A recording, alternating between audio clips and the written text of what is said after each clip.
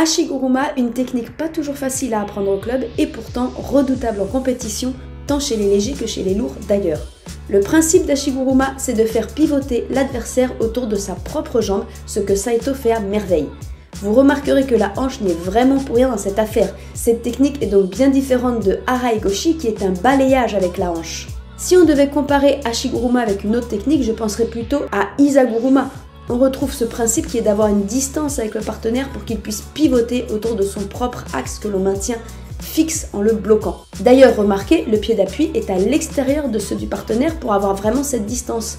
Au passage, la forme que vous voyez là, dite en cercle puisque Tori fait un joli demi-tour sur sa jambe d'appui, ce n'est vraiment pas que là pour la démonstration. En compétition aussi, ça marche, et plutôt bien. Cette technique se réalise le plus souvent dans deux situations, soit en face à face où il s'agit de faire avancer son adversaire, comme ici, Nagase le tracte pour le faire avancer et il le fait pivoter dans son sens de déplacement.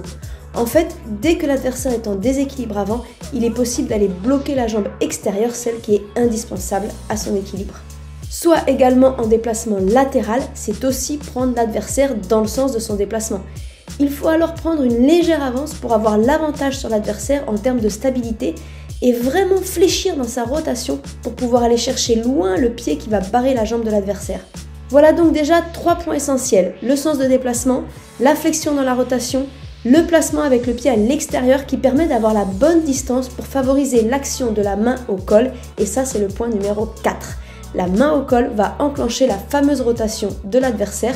L'action de cette main, coordonnée avec la rotation du corps, est capitale pour ne pas se faire contrer. En fait, elle crée ou prolonge le déséquilibre qui va faire que l'adversaire est en appui sur sa jambe qui va être bloquée. D'ailleurs, certains vont carrément chercher cette rotation sous l'aisselle de l'adversaire. C'est aussi très efficace. Enfin, pour finir, point numéro 5, bien sûr la manche, comme toujours. Tirer pour accentuer et finaliser la rotation du partenaire.